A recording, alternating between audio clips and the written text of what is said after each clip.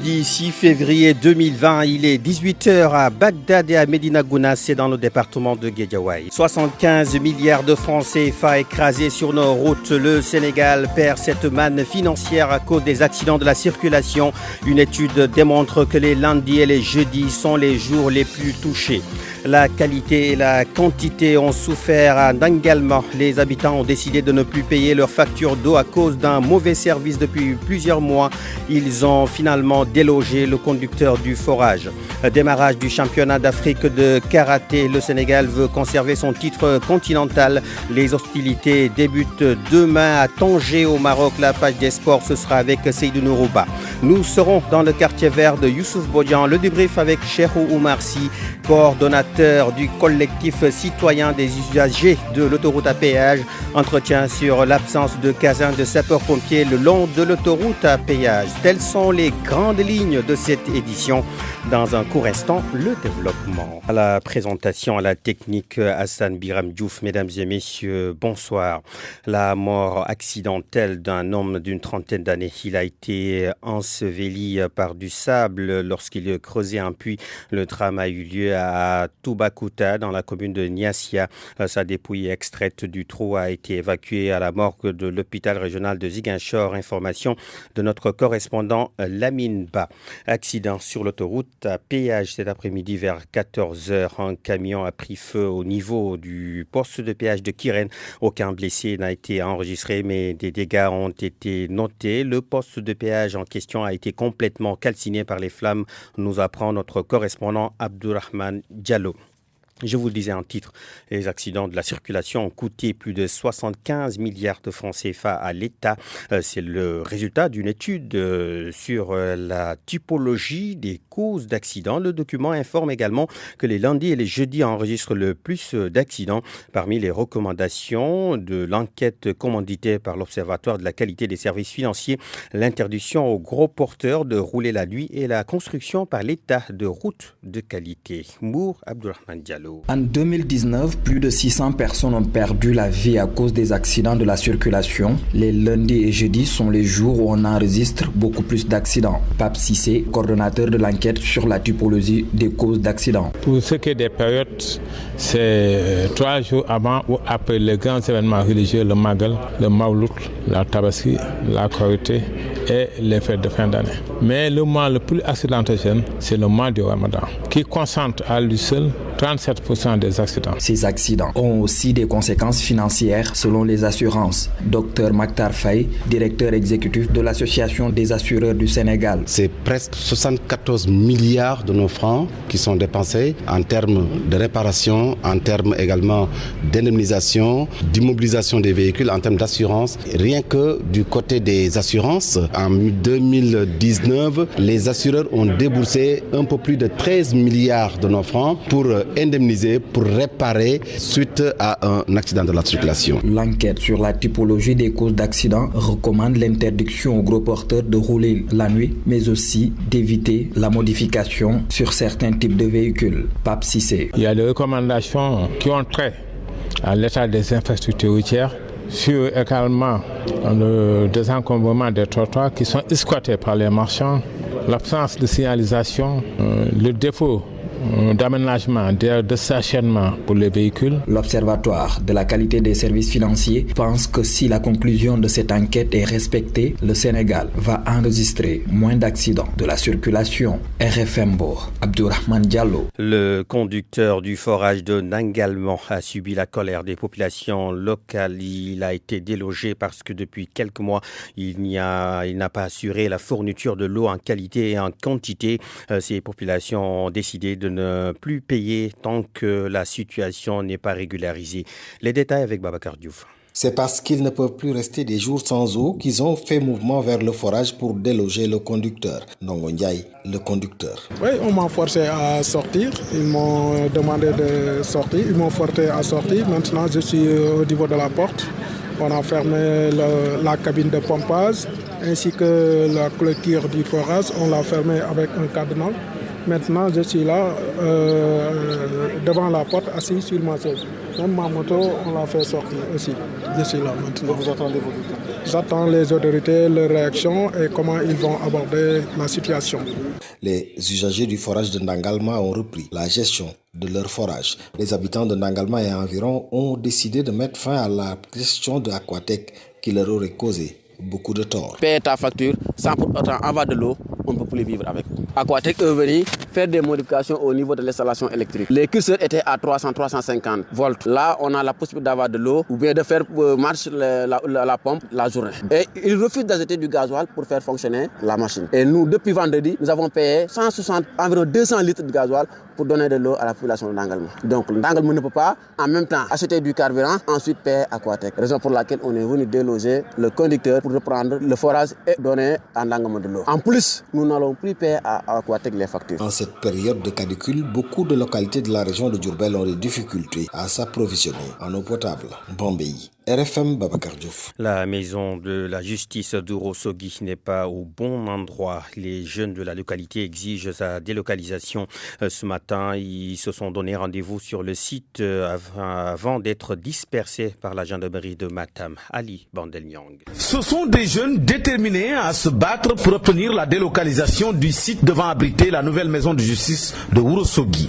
Les membres du collectif se sont retrouvés en sitting improvisé devant la porte d'entrée du site. Les autorités informées de cet état de siège ont vite mobilisé les éléments de la gendarmerie nationale venus disperser la foule à la suite des pourparlers entre les meneurs, des notables et le commandant de la compagnie de la gendarmerie de Matam. Ibrahim Abba dit TP, porte-parole du jour. Parce qu'il y avait arrêt des travaux, on nous avait promis l'arrêt des travaux. Les travaux étaient arrêtés. Aujourd'hui, ce matin, à notre grande surprise, nous avons vu que les travaux ont repris. C'est pourquoi nous avons appelé tout le monde de venir pour qu'on organise un sitting, un blocus du site. Maintenant, le nouveau préfet qui est arrivé, il a dit qu'il va nous voir. On ira là-bas le rencontrer. Tous les dossiers et les documents sont prêts. S'ils ne veulent pas prendre notre solution, nous aussi on va agir à notre manière. C'est tout ce qu'on veut. Nous donnons cette fois-ci la chance au nouveau préfet pour parler sur le dossier. Nous voudrions d'abord, l'arrêt des travaux du site. Deuxièmement, c'est la délocalisation du site. Ils ont déjà reçu un terrain. Il y a un mur, il y a de l'eau dedans. Nous, ce que nous réclamons, c'est qu'on prenne ces travaux-là, qu'on les transfère de l'autre côté. C'est notre patience a des limites et je pense que c'est la dernière négociation. Venu avec sa réquisition à main, le tout nouveau préfet du département de Matam n'a pu cacher sa colère de voir un rassemblement non autorisé. En attendant sa rencontre avec les 3 délégués choisis, les jeunes de la ville de Ourossogui promettent de remettre ça si les travaux ne sont pas suspendus. Matam, Ali Bandelnian, RFM. Il est 18h passé de 8 minutes. Vous suivez le journal sur RFM. Clin d'œil à nos auditeurs de Kalia 2. RFM, la radio de toute l'actualité. RFM Soir. RFM Soir. Mamadou Amarndio. À la présentation, la technique est assurée par Hassan Biram Diouf. Merci de votre fidélité, chers auditeurs. La suite du journal, les nouvelles sont bonnes du côté de Wuhan. Plusieurs étudiants sénégalais bloqués dans cette ville chinoise se portent bien et ne présentent aucun signe du coronavirus. L'un d'eux déclare qu'il se concerte avec d'autres étudiants africains afin que la CEDEAO, la communauté économique des États de l'Afrique de l'Ouest, gère cette crise. Maké Amar avec Mohamed Ali Mouba. La situation qu'on vit ici, nous disons qu'à part l'ambassadeur personnellement, qui, avec son soutien moral, qui chaque jour et chaque matin nous appelle pour s'enquérir de notre situation, nous n'avons pas, et aussi des autorités chinoises qui essaient de gérer au maximum la crise avec toute l'aide qu'ils peuvent nous fournir. Mais s'agissant des autorités du pays, nous avons que depuis qu'on a reçu l'argent, nous avons plus de contact avec eux. Je parle des autorités basées au pays. Maintenant, nous aussi, à notre niveau, nous sommes toujours d'alerte, quoi. Nous continuons notre chemin, pour ne pas dire combat, parce qu'on n'est pas en combat. Nous essayons de nous regrouper avec nos confrères africains, surtout de l'Afrique de l'Ouest, pour essayer de remonter les choses au niveau de la CEDEAO afin d'avoir une solution venant de la CEDEAO. Parce que nous ici, nous avons position à adopter. On pourrait bel et bien contacter la France parce que nous ici, nous contacter la France ou bien d'autres pays pour nous aider, mais nous ne voulons pas de cette aide. Nous voulons vraiment d'une aide venant du peuple africain et principalement du Sénégal. Nous parlons de cette affaire d'agression d'une dame enseignante en EPS, éducation physique et sportive. C'est Mame Thierno Birahim. L'auteur présumé est une élève au lycée Blaise Diagne. Les collègues de la victime exigent l'exclusion de cette élève et déplorent également le mutisme de l'administration scolaire. Ils ont tenu un point de presse ce matin en présence de notre reporter Aïssatou Faye-Bodian. Après avoir condamné l'agression, les collègues du professeur d'EPS, Koumba Dagangom, exigent l'exclusion de l'élève et, entre autres mesures, Pierre Baling Diouf est membre du comité de crise du SEM, Mame Thierno Birahim Baké, créé à cet effet. L'exclusion définitive de l'élève coupable, accompagner la collègue dans toutes les démarches telles que le dépôt d'une plainte et les interrogatoires éventuels. L'aider à trouver un avocat si nécessaire. L'autorité n'a qu'à prendre toutes les précautions pour épargner notre collègue de tout remords, mais aussi de toute risée de la population scolaire et de la société. Que l'autorité compétente prenne toutes ses responsabilités en nous trouvant un autre espace sécurisé pour les cours d'EPS. Le comité de crise dénonce le mutisme des autorités de l'administration scolaire. Nous déplorons l'attitude de notre administration scolaire, notamment les chefs d'établissement, le collectif des chefs d'établissement de l'IEF de Dakar Plateau, les inspections et leur hiérarchie dans la gestion de cette affaire. Nous avons constaté avec regret que notre administration a failli dans son devoir de protection et de soutien à l'égard de son agent. Les professeurs demandent aux autorités de rétablir la dignité de leurs collègues agressés. En attendant, la mère de l'élève accusé d'agression a présenté ses excuses. Vraiment, ce que je voudrais, c'est de présenter mes excuses auprès du corps professoral du SEM, mais également à tous les Sénégalais. C'était donc le compte-rendu d'Aïssatou Faye-Bodian, rassemblement après-demain samedi à Zakmbao. Les impactés du TER, le train express régional, réclament l'érection d'une passerelle pour désenclaver pas moins de 52 cités. Nous y reviendrons 18h12. Bonsoir Seydou Nourouba. Bonsoir Mourou Mardion. RFI. Elle a passé d'excellents congés. Oui, exactement, Saïd. Très bon retour en tout cas. Merci beaucoup, ravi de vous retrouver vous aussi dans ce studio. En plus, Saïd Nourouba, vous êtes là pour nous présenter la page des sports. Début demain à Tanger, au Maroc, des championnats d'Afrique de karaté. Oui, Amar, la compétition concerne les cadets, juniors et les seniors. Le Sénégal est champion d'Afrique en titre et ambitionne de garder son titre. Mais en face, il y a des équipes redoutables. À préciser que ces championnats d'Afrique de karaté restent qualificatifs aux Jeux de Tokyo. Des précisions de Souleymane Gaye, vice-président à la Confédération africaine de karaté. Nous l'écoutons. Pourquoi cette période? C'est parce que la compétition de qualification va avoir lieu à Paris au mois de mai. Et nous avons anticipé sur les championnats d'Afrique pour les tenir donc en cette période de l'année, pour que ceux-ci puissent entrer dans le ranking, pour permettre aux athlètes donc d'engranger des points supplémentaires par rapport à leur positionnement. Donc c'est pour donner aux athlètes africains une chance supplémentaire de gagner des points par rapport à la classification finale pour les Jeux Olympiques donc de Tokyo. D'ici la qualification à Paris au mois de mai, on a encore 2 Karaté Premier League, il y a Dubaï, il y a encore le Karaté Premier League du Maroc et je crois une autre compétition de Série A qui seront prises en compte pour le classement des athlètes. Alors, quelles sont les chances de l'Afrique par rapport aux Jeux de Tokyo? Le gros problème se pose à ce niveau. Donc c'est une question qui nous interpelle tous, nous, en tant que dirigeants africains, en tant que membres du bureau de l'Union africaine, parce que notre souhait, c'est d'avoir le maximum d'athlètes africains, de quelques pays qu'ils soient, donc représenter l'Afrique au plan mondial, avoir une belle représentation donc, de l'UFAC au niveau donc, de Tokyo. Démarrage du championnat national de basketball, il est repoussé jusqu'à la mi-février. Cela, Amar, pour permettre aux clubs d'être au top sur le plan administratif. 9 clubs de l'élite sont concernés par cette décision de la Fédération sénégalaise de basketball sur le Tcham. Ils font partie des clubs qui n'ont pas encore déposé leur licence, d'où le report du démarrage de la saison. Pour le cas de Mermoz, le président reconnaît que la faute leur incombe. Ndiak Lah. À la décharge de la fédération, effectivement, les notifications avaient été remises assez tôt, donc à l'ensemble des clubs, mais la situation administrative de certaines équipes n'est pas encore bouclée, notamment le Mermoz Basket Club. On devrait travailler davantage, être disponible et prêt à pouvoir démarrer la saison au mieux. Également soutenir au maximum le calendrier et les efforts qui sont effectués par la fédération. En dehors de Dakar, où il y a 3 clubs concernés, Mermoz, Bop, Saltigué, 6 clubs issus des autres régions sont dans la même situation. Il s'agit de Mbour Basket Club, US Rail, ASC Thiès, Louga Basket Club, UGB et Saint-Louis Basket Club. Pape Banandiaï, président de Saint-Louis Basket Club, affirme que les émeutes notées à Saint-Louis ces derniers jours ont retardé les démarches administratives à leur niveau. Au niveau des licences, l'électrocardiogramme est obligatoire. Le médecin référent de la fédération à l'hôpital de Saint-Louis avait donné à notre club un rendez-vous mercredi. Malheureusement, avec les émeutes de Saint-Louis, l'accès de l'hôpital était difficile et ça a été reporté à hier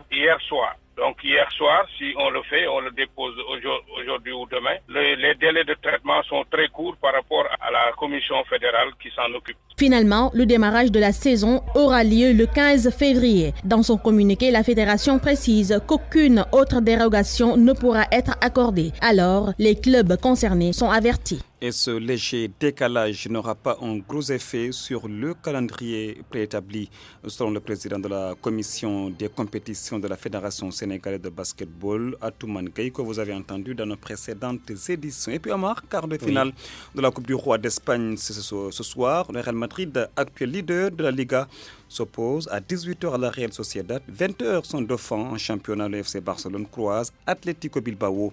Granada et Mirandes, club de 2e division, sont qualifiés en demi-finale de la Coupe du Roi Modomar-Ndione. Merci beaucoup Seydou Nourouba. Nous entrons dans le quartier vert de Youssouf Bodian. Bonsoir. Bonsoir et bienvenue. Ce 2 février a été célébrée la journée mondiale des zones humides. Dans le Saloum, il a été lancé le projet de gestion des forêts de mangrove du Sénégal au Bénin. Les détails avec le directeur des programmes à Wetland International Afrique, Mawad Wad, au micro de Aminata Goujabi. Le projet gestion des mangroves du Sénégal au Bénin est un projet financé par l'Union européenne et qui a été, dont le chef de file est l'UICN. Donc il y a 3 parties prenantes à ce projet. Il y a l'UICN, Wetlands International et le consortium des 5 deltas, représenté par une ONG belge qui s'appelle Éclosion. Donc le projet vise à gérer de manière durable les écosystèmes de mangroves et les écosystèmes adjacents au bénéfice des communautés et de l'environnement.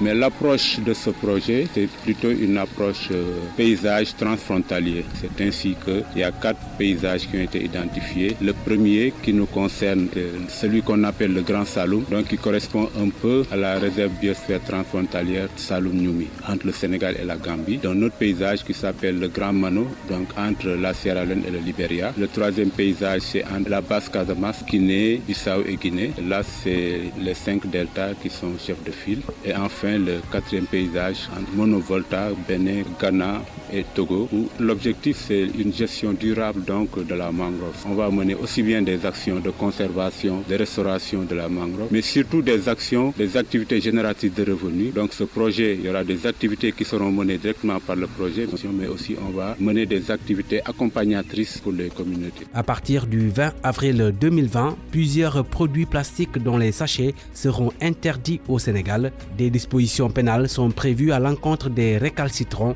Les explications de Koumba Sandiane Faye. Le plastique toujours présent dans le quotidien des Sénégalais dégrade la faune, la flore et le cadre de vie. Plus jamais ça, Abdou Karim Sall est le ministre de l'Environnement et du Développement durable. Sur la santé des populations, c'est inestimable. Donc aujourd'hui, nous débarrasser du coup règle énormément de problèmes de santé publique, problèmes de pollution. Et combien d'animaux meurent par jour? Les produits plastiques, dans leur majorité, seront hors circuit dès ce 20 avril. Mais attention, pas totalement tout. L'autorité précise. L'interdiction ne vise pas les sacs plastiques destinés et utilisés dans les points de vente emballés, les denrées alimentaires. Vous allez dans une boutique, vous achetez du vinaigre, c'est des dosettes. Il va le mettre où? C'est pas dans du carton. La loi 2020-04 du 8 janvier 2020 abroge l'ancienne de 2015. Beaucoup d'innovations avec la nouvelle. La loi introduit l'interdiction de certains produits plastiques à usage unique ou produits plastiques jetables.